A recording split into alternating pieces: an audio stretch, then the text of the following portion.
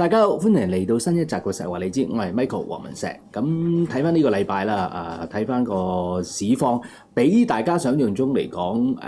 能夠叫做我覺得做得好咗嘅。咁預估之中，因為雖然冇特別好強嘅催化劑，但係個市跌唔落，反而仲一步一步去攀升翻。咁睇翻今日上午就開始嚟講啦，最高都曾經去過23,600點樓上嘅水平。咁慢慢而家似乎如果儲力有機會突破，咁可能再上翻即係睇下有冇機會先突破上個禮拜高位啦。不過呢個禮拜我諗反而我想集中啲板塊同大家去做個分析，因為似乎就算個市反覆繼續向上嚟講，都係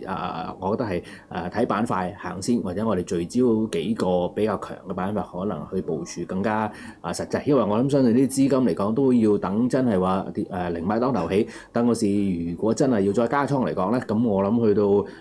24,500啊，或者甚至乎衰翻上次嘅位先至去追嘅。咁即係呢個拭目以待啦。咁但係似乎今年嗰個5月嚟講就應淡而不達。咁我諗或者之前已經大家有時講四窮係咪5係咪真係要絕6先翻身咧？咁將佢褪前咗咧，咁似乎今年嘅5月嚟得真係唔係太冷嚇。咁先睇個指數，咁除咗睇翻恒指啦，一陣間我哋都有幾個板塊想今日同聚焦大家分析嘅。第一就寧德時代上市嘅點樣部署啦，汽車股方面嘅睇法同埋啲零部件嘅股份嘅睇法係點啦。第三就係睇翻啲製藥股啦，同埋即係恒瑞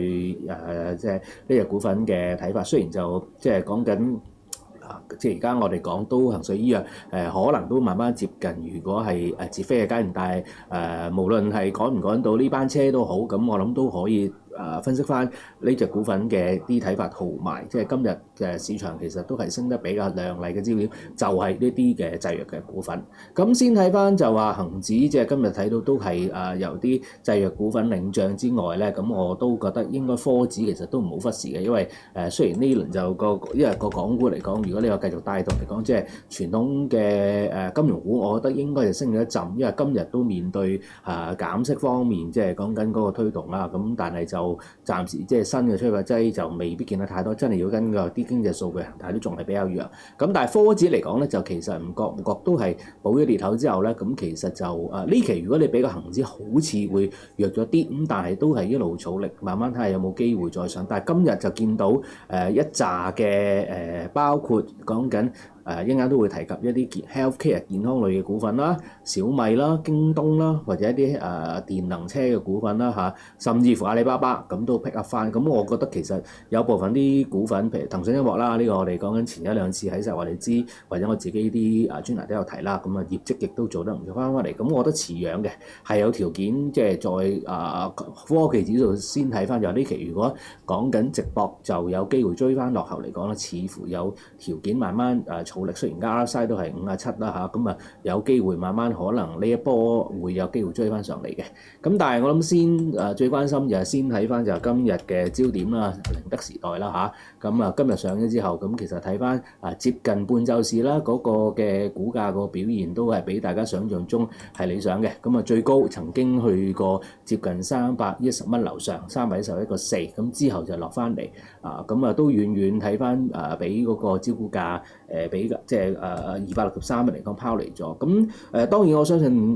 如果反而值得恭喜，如果收到貨嘅朋友嚟講啦，咁如果真係都就算仲孖展嚟講，咁我諗即係相對地都係，因為而家都雖然有個利息成本，咁但係而家個距離即係講緊嗰個招股價上翻，咁我會睇翻以翻即係仲係揸住貨先啦咁即係我諗我會睇翻以310。如果你向上突破，我諗就唔好特別莫估頂住。但如果反而升翻個止賺位嚟講咧，咁我會睇翻以翻即係300蚊做一個嘅關口。如果今日收穩喺300蚊嚟講，都仲可以繼續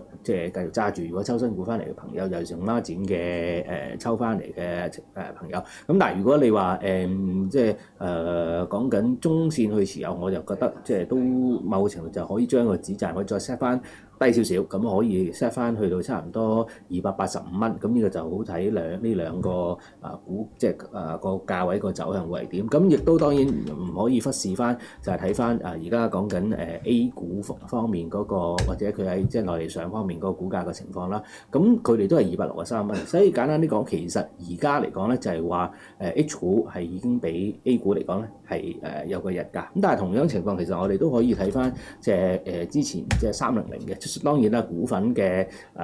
類別即係講緊sectorize 嘅嘢係唔同，咁但係佢哋都係講緊早係已經係喺A 股嗰度上市，咁都係叫上一陣之後叫做唞一唞，之後再破位，咁即係如果你睇翻隻寧德時代，會唔會有相類似嘅情況咧？呢個都係值得留意。咁當然，如果你話寧德時代做得好，今日亦都帶咗一眾嘅，無論係即係汽車嘅新勢力啊，或者係有部分真係比較強勢嘅車股啦，都係叫做做得唔錯。你睇下比亞迪嚟講，都係慢慢再繼續挑戰翻440蚊樓上嘅水平啦。如果你睇翻另一隻，我諗值得係留意嘅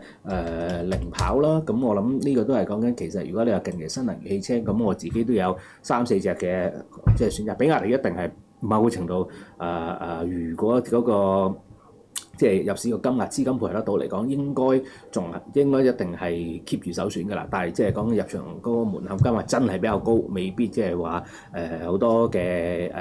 觀眾朋友即係如果用現貨係可以揸得到。咁但係零跑就我諗屬於係第二梯隊咁嘅即係相對地係up and coming嘅一個嘅即係講緊嘅選擇嚟嘅。咁當然呢個就係5分鐘圖啦。咁因為佢尋日其實都公布咗佢哋最新嘅季績，咁按季個虧損其實係收窄咗，亦都有個改善，咁變咗同比當然仲係比較弱啲，咁但係市場都係睇翻佢哋今年即係個目標啦都係全年嗰個希望個付運啊各方面嘅目標，如果60萬都係達到嚟講咧，咁大家都係收貨，所以股價嚟講反而公布咗第一個業績冇話咁樣嚇窒，而反而仲係向前看，因為有改善，咁同埋未來嚟講都係睇好即係都仲係繼續強勢，咁都難得地即係可以 keep 住喺條10天線啦。咁就算頭先我哋睇翻即係比亞迪而家先至慢慢咁係挨翻上嚟咁都咁即係如果你睇翻隻零跑一路其實已經係破位咁當然如果比較上係仲有第二梯隊或者落後啲咩選擇啦，落後嘅咁我都仲覺得起碼個估值啦，唔係講個股價股價嚟講其實近期都已經隨住上個禮拜佢哋公布個業績或者係講緊未來可能會將極客即係會收歸翻佢哋自己係而家上市旗下啦即係由美國方面咁可能會退場咁即係我諗吉利都係一隻比較除咗比亞迪之後咧，第二即係如果第二隻我自己覺得大路嘅一個選擇，咁仲有講緊隻小鵬啦，小鵬就佢哋個飛行嗰個嘅技術都仲係比較好，不過如果講近期公布嗰個嘅銷售嗰個數據就唔算話太突出，咁所以佢都係個走勢暫時都叫做跌定咗，或者高低位即係講緊個低位繼續上移，咁但係突破嗰個動力咧都仲未係咁大。咁另外一隻就係即係2015啦咁2015就係講緊即係理想汽車啦，其實佢就反而近期出現過 V 彈咯，咁即係呢啲我諗講緊無論理想汽車、小鵬都係個技術走勢待破嘅，咁但係如果強勢嘅，咁我諗比亞迪之後，咁我諗就會隻吉利汽車，咁然之後排第3咧就會睇翻隻9863咁即係零跑汽車，咁呢幾隻為主嘅。咁至於汽車即係講緊電能車方面之外，其實都睇翻啲設備相關股份、零部嘅股份啦，咁即係有幾隻，咁其實我覺得大家可以留意。咁其實我反而就我唔記得喺呢個平台，即係我哋呢個節目有冇講過，咁但係我其他平台反而最先推或者係覺得即係敏感度最大啦，即係對而家近期中美暫緩關稅尤其是即係對美國可能嗰個再入口翻一啲嘅汽車零部件嚟講啦，咁內世特係相對地係之前業務都比較上係紮實，咁同埋係率先破頂嘅，咁但係去到呢啲位，暫時我諗去到6蚊樓上嚟講啦，咁可能又橫一段時間，因為始終個估值唔可以某個程度都唔可以話去得太高或者太貴。咁425就佢即係相對地就追落後，我就覺得黐一線，我就覺得又未必係首選，都係揸住而家先啱啱叫做保年後。反而我仲有一隻講緊係隻1057啦，咁啊浙江世寶，咁呢隻我就覺得細隻啲，咁市值細比較上亦都冇頭先講嗰兩隻咁大，咁但係有少少係冷門少少即係遺珠式嘅滄海遺珠式，咁但係其實睇翻佢哋做嘅轉向系統嚟講啦，咁其實一路而家都可以配合到嗰個智能汽車方面嗰個發展。第一、第二就睇到佢哋即係講緊而家針對嘅市場嚟講啦，咁其實出口嘅比例其實係好低嘅啫，咁應該都唔過係8%度，咁同埋主要都係以新興市場為主，集中都係境內，而境內嚟講亦都佢哋即係會做翻好多針對翻啲智能化嘅汽車啦，咁即係配合翻而家好多汽車電動化、自駕或者係智能嘅即係方面上個轉向嘅系統啦，譬如講緊吉利啊、一汽啊、奇瑞啊、長安啊，咁呢幾個自主品牌嘅車企都係佢哋嘅主要客戶。咁同埋即係而家呢啲嘅汽車其實基本上都慢慢即係做呢進行呢即係整體嘅零部件國產化㗎啦。咁而家係唯一一個晶片，即係喺呢方面會唔會係可以都喺呢方面做得到？咁除咗本身業務嘅發展配合而家大方向電能車智能化個發展之外咧，亦都見到佢哋手頭上現金咧都係比較上係充裕嘅。咁佢哋舊年嚟講係獲准定向增發 A 股超過3億元嘅人民幣。咁舊年年底手頭現金都有成超過成4億。咁所以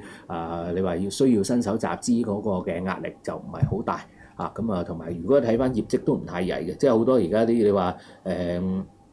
部分即係相關汽車或者零部件股份嚟講，其實都可能有時係啱啱面對轉型違規個階段，但係有時會忽上忽落。咁但係佢過去呢2年個業績嘅增長都好強勁嚇。睇翻2023同埋2024年咧個純利咧都分別增加超過3.9倍同埋93%。咁舊年嚟講，整體個毛利率咧都按年提升去到20.94%第一季嘅營業收入同埋個淨利潤咧都分別上漲45.5%。同埋1.2，即係超過1.2倍嘅，咁所以呢隻我就覺得比較上係當然啦，即係已經大家手頭上可能揸咗1至2隻嘅汽車品牌嘅生產商嘅股份，咁想揾一啲好似雙節棍一樣，呢個就變咗短打嘅比較落後啲嘅零部件嘅，咁呢隻我覺得其實都可以值得係去關注咯。咁呢個就係講緊即係先同大家講今日即係比較即係由寧德時代引申到去汽車股嗰個嘅板塊嗰個嘅一個情況咯。咁至於另一個就係醫藥股啦咁大家知道其實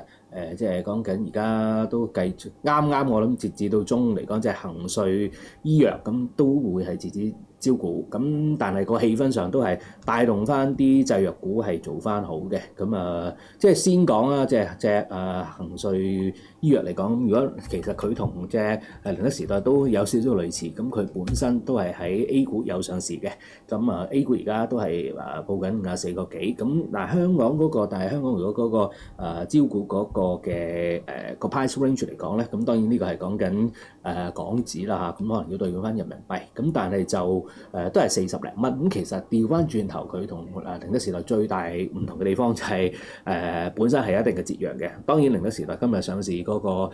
表現都好唔錯 ，H 股方面令到本來係有輕微折讓，而家出現咗個日價 H 股比 A 股為高。咁但係恒瑞方面調翻轉頭一個開頭就係話本身係仲要比 A 股係低，咁會唔會有機會當然業務方面或者個份量方面係好唔同啦。咁但係有冇追嘅空間咧？市場反而對呢樣嘢咧嗰個 expectation 係大啲嘅。咁同埋恒瑞製藥嚟講咧，咁都係講緊都俾投資者譽為呢個嘅藥中茅台啦。咁今次睇翻佢哋入場費嚟講，都超過差唔多接近係9000蚊樓下啦嚇。其實佢哋2000年咧都已經係 A 股上市㗎啦。咁但係之前嚟講咧，佢哋主要都係做啲抗癌嘅仿製藥為主嘅。咁但係之後嚟講，面對集採方面嘅情況加埋嗰個嘅財政壓力咁即係曾經個市值都叫做係縮咗落嚟。咁但係近年嚟講咧，咁佢哋都繼續真係唔係叫新生革面啦，而係真係轉變咗加強咗喺嗰個研發嘅開支，咁同埋即係喺即係相對地就係多咗好多嘅創新藥啊。咁創新藥嗰個比例嚟講咧，咁睇到就係佢哋都係由2022年嘅40至45%去到2024年，即係舊年咧已經係上升去到50至到55%嘅。咁亦都如果你睇到嗰個收入同埋個盈利咧，曾經喺2021年嚟講咧都有個倒退，去到2023年嚟講都能夠止跌回升，所以變咗見到佢哋個轉型方面係好成功之餘咧，咁另一方面就佢哋旗下嘅產品組合嚟講咧，喺大中華以外都有做開發、生產同埋商業化，咁甚至乎亦都係有啲係授權係或者甚至乎將佢哋個項目嚟講係俾一啲外國嘅一啲默沙，譬如講默沙東或者其他同業，咁即係如果過去呢幾年嚟講咧，都有13筆呢啲嘅授權啦係出現，咁即係亦都好明顯調翻轉頭就話講緊即係外資嘅藥企都對佢哋嘅一啲嘅項目係比較上叫做睇重或者係有個跟進嘅情況，咁呢啲都係佢哋本身嗰個嘅優勢啦，咁所以佢哋都可以講係創新藥嘅利潤嘅一哥嚇，咁所以今日嚟講咧都係帶動翻就即係除咗即係市場都係對呢啲覺得，如果你話恒瑞醫藥反應好或者個估值提升啦，咁變咗對真係大家知而家啲醫藥股嚟講，之前大家嗰個量某程度都擺咗個焦點都好似擺咗喺呢個嘅啲biotech生物製藥股份，咁但係其實你如果睇翻我哋啲重磅嘅或者近期都個走勢做得比較上好嘅，咁都係啲一紮嘅醫藥嘅股份啦，咁反而譬如好似大隻嘅1093啦1177啦，呢啲我哋都係比較上係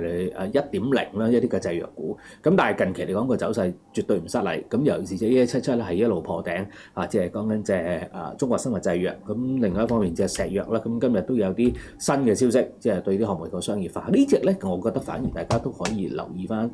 多少少。咁因為佢大隻之餘，其實個估值都仲係比較上有少少落後。咁如果你話繼續推進破位嚟講咧，似乎再突破空間都比較大。咁即係亦都買得比較上就唔係話好似摸頂，即係擔心係追頂咁樣去部署。咁呢個就比適合一啲比較上係中意而家個市好似唔係睇指數而係睇板塊。如果集中度比較上高，想買翻啲可能係放心啲，唔使成根條股份嚟講咧，即係石藥咧就OK 嘅。咁但係當然如果你話如果近期即係個走勢一路好或者大隻或者表現得比較理想嘅，應該其實我都係講翻就漢森製藥。不過調翻轉而家佢破頂之後咧，再突破再追個水位空間就唔係太多。咁但係有揸貨朋友嚟講，我諗都可以 keep 住啦。咁另外如果你話即係睇翻呢紮嘅製藥股比較上，譬如講緊好似1801啦、信達生物啦，或者係百濟神州啊，呢啲嚟講其實我自己對始終包批股份嚟講咧，而家都係近期易受到即係講緊中美關稅嗰個貿易即係貿易戰啊或者關稅嗰個消息影響咧，即係我自己就比較上覺得個直播個空間或者吸引力咧或者變數咧就會比較大少少嘅，咁所以呢個我諗我會有少少嘅保留嘅。但係當然同大家都 round up 啦，咁其實即係另外一隻就京東健康啦，同大家上個禮拜推咗之後，其實都真係算係幾唔錯。咁今日嚟講亦都見到再進一步破位，有揸貨朋友嚟講，我諗可以 set 住10天線作為一個止賺嘅水平，咁可以繼續睇住先。咁反而但係調翻轉頭咧，就真係同一個板塊咁，但係大家見到嘅情況又有啲唔同啦。睇翻隻241咧個表現咧，就反而係比較上差啦。咁所以即係公佈業績之後下點，所以呢個就係同一個板塊業績好同差，咁亦都可能有一個即係業務上有唔同嘅一個嘅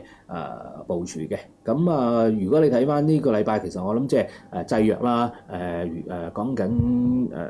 電車股。咁當然如果你話大家關心有冇啲股份可能有機會轉勢，又可以再做到一強勢，咁最尾都同大家要睇呢隻小米啦嚇。咁小米嚟講，因為啱啱即係雖然大家近期都好似好壞嘅好淡消息都參半啦嚇。咁壞嘅當然淡嘅就係講緊不斷可能有啲對佢哋現有嘅電動車即係可能係出現啲故障嘅消息，大家又擔心。咁但係好嘅，譬如講緊佢哋都繼續，譬如好似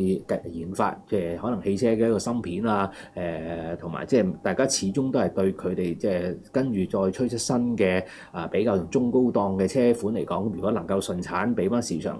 出街，咁有翻個信心或者個銷量 OK 嘅時候，咁我諗都可以將之前大家憂慮嘅問題慢慢有去抵消或者減低咯。同埋唞夠氣嘅，即係我覺得早前其實佢個股價受到啲消息嚟講再浮再沉啦。其實即係而家如果連續3支嘅陽燭，亦都企穩翻係佢嗰個嘅配股價53蚊樓上咧，咁我諗在下一浪咧再挑戰翻58蚊或者之前高位嚟講係有空間。咁所以未有揸貨或者之前叫離咗場朋友嚟講，不妨我諗可以再累積，即係喺啲水位如果企穩時候咧，咁我諗都可以把握機會增持咯。呢個就係亦都睇翻即係呢期即係車股如果做得好嘅，冇可能漏咗小米嚇，大家都覺得應該可以keep 住個趨勢，大家慢慢有機會再走翻強，咁亦都可以再增加翻佢個持股嘅比例啦。好，今日同大家講住咁多先，咁希望大家都可以比較有機會，即係呢個禮拜留意住嚇頭先我講嘅呢幾個板塊，揾到個投資機會。下集再見。多謝大家收睇啊！大家記得 comment、like 同埋 share 俾身邊嘅朋友，仲有記得要訂閱我哋菠蘿包工作室喎。訂閱咗之後，記得將個通知轉埋全部，咁樣先至會收到我哋最新嘅影片通知㗎。